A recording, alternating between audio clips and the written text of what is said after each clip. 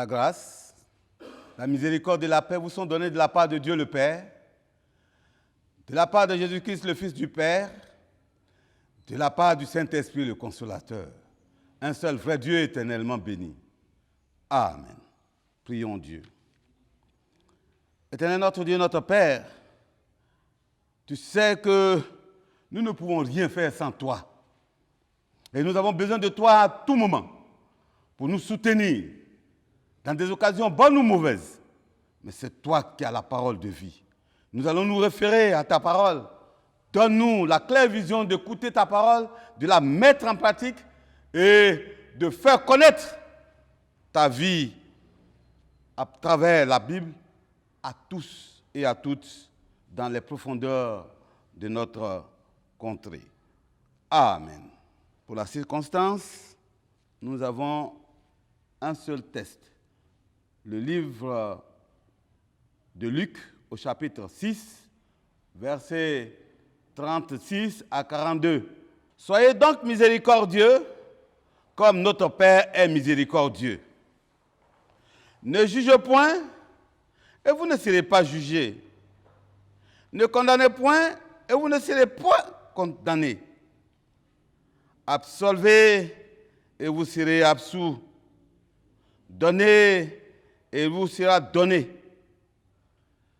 On versera dans votre sein une bonne mesure serrée, secouée et qui déborde, car on vous mesurera avec la mesure dont vous serez servis.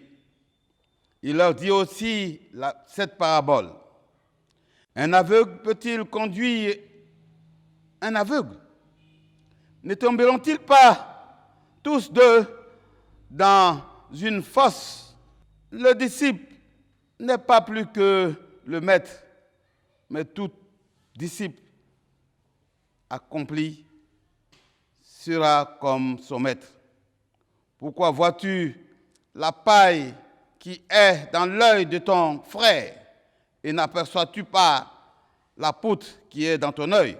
Ou comment peux-tu dire à ton frère, laisse-moi ôter la paille qui est dans ton œil, toi qui ne vois pas la poutre qui est dans le tien?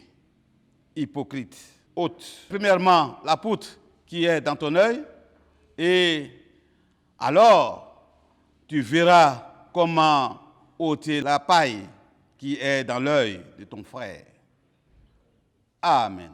Prions Dieu. Éternel notre Dieu, notre Père, ce passage lu, c'est toi qui maîtrises mieux.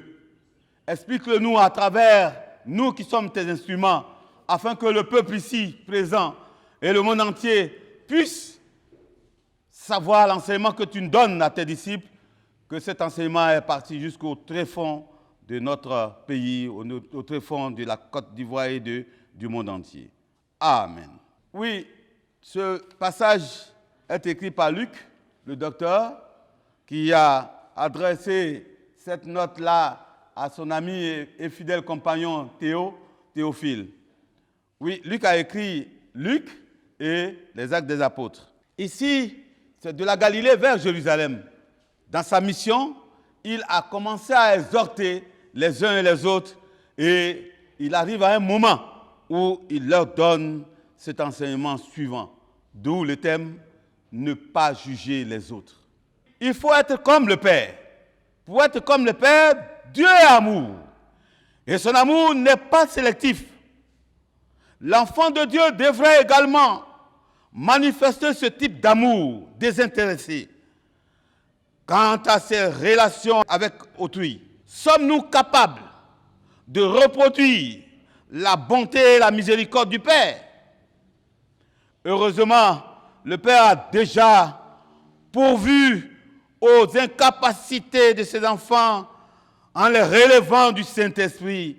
Ce qui reste, c'est d'obéir pour récolter la récompense subséquente, c'est-à-dire après tout, après la suite. Qu'est-ce que nous recevons de la part de Dieu? C'est d'être amour pour son voisin, pour son frère, pour ses amis et même pour son ennemi. Oui, il faut avoir des attitudes. Et voici des attitudes déplorables que nous avons. Le chrétien est le mieux placé pour connaître la valeur du pardon et surtout la grâce d'être passé de la condamnation à l'acquittement. Malheureusement, certains ont tendance à juger ou à condamner rapidement les frères et sœurs, surtout ceux qui chutent. Éloignons-nous de ce genre d'attitude qui attire la réprobation de Dieu. Au verset 37. Oui, en tant que chrétiens, nous sommes les premiers à juger les uns et les autres, au lieu d'être patients et de faire voir à tous notre amour. Donner à Dieu et aux hommes, au verset 38, n'appauvrit pas. Au contraire, c'est un indicateur sensible de notre amour et une source d'abondante bénédiction. Un chrétien peut-il être aveugle? Versets 39 à 42. S'il pense déjà avoir assez de connaissances pour ne pas en recevoir, alors la réponse est oui. S'il est prompt à voir les manquements chez les autres, sans observer clairement les siens, c'est encore oui. Quand David a ce mot à dire à propos, par ta lumière, nous voyons la lumière. Psaume 36, verset 10b. La lumière que Dieu nous donne par sa parole nous préservera de toute forme de cécité. Cependant, un choix s'impose aux disciples. Se laisser éclairer de temps en temps ou laisser la parole du Maître être en tout temps une lampe à ses pieds et une lumière sur son sentier. Psaume 119, verset 105. Être comme le Maître.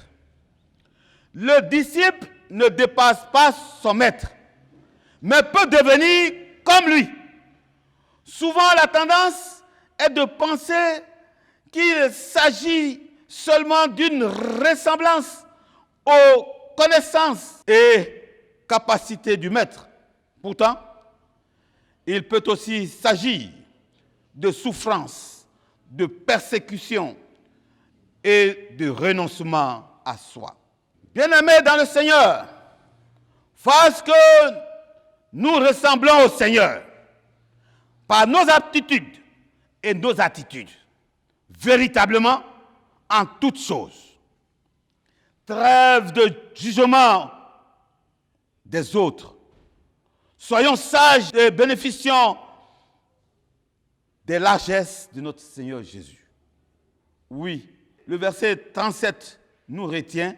Ne jugez pas les autres et Dieu ne nous jugera pas. Ne condamnons pas les autres et Dieu ne nous condamnera pas. Pardonnons nos frères et sœurs, car Dieu nous pardonne aussi.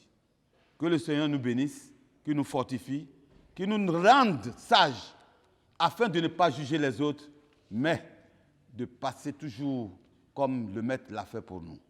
Amen. Prions Dieu.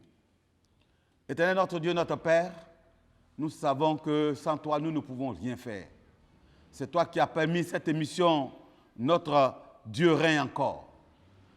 Et cette équipe est venue jusqu'à nous, pour cette équipe, afin qu'elle grandisse davantage. Que l'Église méthodiste unie grandisse davantage par la proclamation de ta parole, par ta présence tous les jours dans notre vie. Fasse en sorte que ta présence ne fasse défaut à quiconque. Nous avons des souffrants, des malades, des gens qui sont morts. Éternel Dieu, fasse en sorte que ta présence soit dans le corps de tous ceux-là qui sont en train de souffrir pour leurs frères et sœurs, afin de les ramener dans la bergerie. Nous te confions la Côte d'Ivoire. Prends soin de toutes les autorités de la Côte d'Ivoire. Donne-leur l'intelligence et la sagesse. Fasse qu'ils gouvernent le pays comme il se doit, avec toi, pour le bien-être de tout un chacun. Que ton nom seul soit, aujourd'hui et toujours, Que ton règne soit aujourd'hui et toujours, et que ta vie soit à nous aujourd'hui et toujours. C'est à toi que revienne toute la gloire, au nom de Jésus, notre Seigneur et Sauveur. Amen.